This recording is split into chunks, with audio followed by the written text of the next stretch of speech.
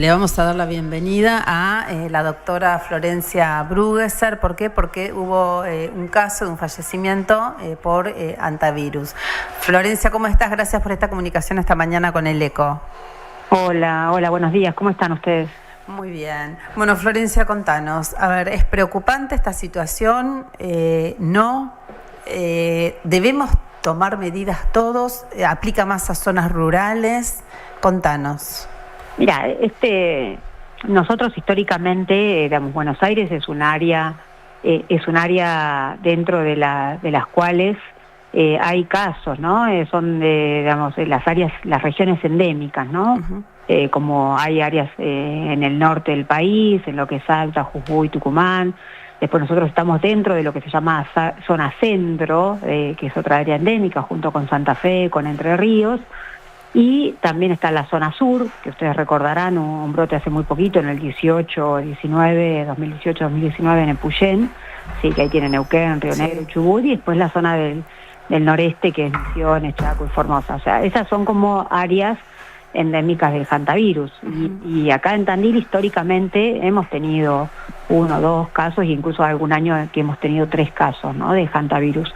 Por lo menos los que se identifican, que la mayoría son cuadros más graves, pero probablemente podamos tener algún caso con menos sintomatología, ¿sí? Uh-huh. A ver, es una enfermedad, contanos, Florencia, que se transmite a través de los roedores, de las ratas. Exactamente, el virus del hantavirus, o sea, en realidad son un grupo de virus, ¿sí?, que causa lo que se llama síndrome pulmonar, ¿sí? Es un virus que habitualmente se excreta, ¿sí?, por la orina y por la saliva de roedores. Y cuando uno entra en contacto con esas inhalaciones, digamos, que puede ser al respirar ese aire contaminado que eliminó el roedor, por ejemplo, un contacto directo, cuando uno está en contacto directo con el roedor, es decir, o cuando está en contacto con el ambiente donde está el roedor. Y ahí tiene que ver con un poco, obviamente los que más están expuestos al riesgo son, por ejemplo, los trabajadores rurales, las personas que hacen trabajos a nivel agropecuario, los que van incluso a hacer acciones de desmalezamiento, que van a acampar, qué sé yo, pescadores, no sé, también puede pensar, digamos, no sé si van a hacer actividades de caza, o sea, uno que vaya a meterse en ese ambiente, ¿sí? O hay muy poquitos casos de contacto, eso es excepcional, de interhumanos, que fue un poco lo que pasó en ese momento en Epuyén, ¿sí? Uh-huh. Que hubo un brote con algunos casos que fueron interhumanos. Pero más que digamos, lo más frecuente es que uno esté en contacto en el ambiente donde está el roedor, ¿sí? Y en contacto con con las excretas o con el ambiente contaminado por la saliva y la orina del roedor. Ahora, Florencia, te consulto por desconocimiento. Sí. En Tandil es un problema la cantidad de ratas y roedores que hay, ¿no? ¿Tenemos que cuidarnos también? ¿Puede llegar a haber un caso de hantavirus en zona más urbana o no? No, es menos frecuente que suceda eso. Obviamente siempre hay que estar en alerta, en el contacto con los roedores, tomar las medidas que corresponden, o sea, no hay que tocarlo en forma directa, ¿sí? Eso es importante, utilizar guantes. A ver, en realidad las medidas específicas para prevenir el hantavirus principal es mantener limpia la vivienda para evitar la presencia de roedores, ¿sí? Eso uno tiene que evitar dejar, por ejemplo, los platos sucios en la cocina, que por ahí a la noche, o con alimentos en las mesas, incluso a veces los alimentos de los animales, que uno por ahí los tiene dentro de la casa, un poco la recomendación es tenerlos fuera, alejados, tener todo el ambiente alrededor de la casa limpio, es decir, que el pasto esté corto, no tener acumulación de leña, por ejemplo, muy cerca de la casa, porque son lugares por donde pueden anidar o entrar los roedores.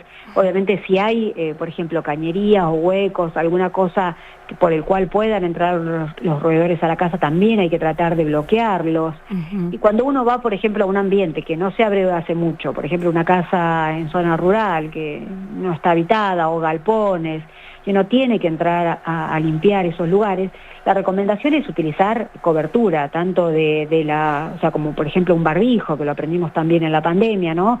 O un pañuelo o algo, abrir el lugar, humedecerlo, ¿sí? ventilarlo por lo menos por 30 minutos y humedecerlo, no barrer directamente porque eso va a levantar todo el polvo, ¿no? Y utilizar obviamente un líquido con lavandina, ¿no? Para enjuagar todo eso. Eso es como una de las medidas más importantes. Y obviamente si uno encuentra un roedor, lo que tiene que hacer es, ponerse guantes, ponerle lavandina, ¿sí? Meterlo luego en otra bolsa y después eventualmente enterrarlo, ¿sí? O eventualmente quemarlo, pero siempre tiene que tener esas precauciones. Florencia, Guillermo Licini, ¿cómo andas? Buen día. ¿Cómo estás, Guillermo? Te quería preguntar a propósito de eso, de que tiene que ver con las medidas preventivas básicas, que tiene que ver con el lavado de manos, con esto de cuidarse con guantes, incluso con lo de barbijo, tomando referencia de incluso lo que pasó en la pandemia. ¿Aprendimos algo después de la pandemia justamente con este tipo de medidas preventivas o no? Me parece que durante la pandemia las utilizamos muy bien y después nos olvidamos. Nos sigue pasando que uno está con síntomas respiratorios, quizás hasta con fiebre, moco, tos, y circula, por ejemplo, sin utilizar barbijo, o va a lugares con mucha gente, o sigue yendo a trabajar, o sigue mandando a los chicos al colegio. Eso es importante más que nada para evitar la transmisión. Y el lavado de manos, que es histórico, uno tiene que estar todo el tiempo, incluso en los ambientes de salud, todo el tiempo reforzando la importancia del lavado de manos, después de ir al baño, antes de comer, si yo estoy con secreciones respiratorias, si me toco, la etiqueta de la tos, que es esto de cubrirse la cara con el pliegue del codo o a través con pañuelitos descartables. Eso nos sigue faltando todo el tiempo, ¿sí? En el caso de el joven que falleció, siempre se da que el virus del hantavirus puede ser grave, puede ser mortal o puede tener como una presentación menos complicada. ¿Cómo es en sí el hantavirus? La enfermedad del hantavirus tiene un espectro de evolución clínica que depende de uno en el momento que encuentre al caso, en qué momento esté. Puede ser un cuadro muy leve como un síndrome gripal, o puede ser tan grave como un síndrome cardiopulmonar por hantavirus, que es lo que lleva a la muerte. Entonces, lo que pasó con este caso en particular es que consultó en forma muy tardía, con ya más de una semana de evolución, y entró con un síndrome cardiopulmonar, que es un cuadro muy grave, con fallo cardíaco, con fallo pulmonar, con ya, un poco todo el espectro de manifestaciones floridas, que muchas veces es un momento que es muy difícil poder recuperarse, más allá de que estar una persona joven. Por eso es tan importante la consulta precoz ante los síntomas, ¿no? Y ¿cuáles serían, Florencia, los síntomas? Los primeros síntomas que debieran alertarnos. Bien, lo que hay es algo importante cuando uno consulta en la guardia, si hace trabajos rurales, si tiene que comentar un poco en lo que trabaja y lo que hace. Muchas veces para nosotros es importante, pero a veces hay médicos que que por ahí no lo consultan en el momento, porque por ahí en ese momento, en base a los síntomas que le dijo el paciente, no están pensando en ninguna enfermedad zoonótica, pero es importante eso, como antecedente para nosotros es muy importante. Y la sintomatología son fiebre alta, hay muchos dolores musculares, puede haber escalofríos, una cefalea, ahí síntomas podemos pensar hasta desde una gripe, o sea, en un espectro de un montón de enfermedades que pueden dar estos síntomas. Muchas veces hay náuseas y vómitos, y uno puede pensar que todo esto tiene que ver con un cuadro gastrointestinal, puede haber dolor abdominal y diarreas. Como uno ve, los síntomas son muy inespecíficos, ahí tiene que haber una alta sospecha clínica sumado al antecedente epidemiológico. Entonces eso es muy importante, uno genera situaciones de riesgo. Y hay algo importante, es que si yo voy y tengo un poquito de fiebre, un poco de dolor muscular, y lo revisan, y un poquito de diarrea y nada, y dan pauta de alarma y uno vuelve, si los síntomas persisten y uno estuvo dentro de los últimos 30, 45 días, por ejemplo, en alguna actividad de acampe, de haber estado, desmalezando, de haber estado limpiando algún galpón, es importante que vuelva a consultar, y que informe ese antecedente, ¿no? Un poco para también alertar al médico. Pero nosotros estamos trabajando desde acá un poco para reforzar la alta sospecha, porque acá lo importante es la consulta precoz. No hay un tratamiento antiviral, un tratamiento dirigido para esto. Son simplemente las medidas de sostén. Entonces, si uno identifica el caso precozmente, puede hacer las medidas de sostén adecuadas para evitar que el cuadro vaya evolucionando. ¿Cuáles son esas medidas, si se puede contar así? El tema de la hidratación, el seguimiento, la necesidad eventualmente, de buena hidratación y endovenoso, el oxígeno y muchas veces la conexión temprana a la asistencia respiratoria mecánica.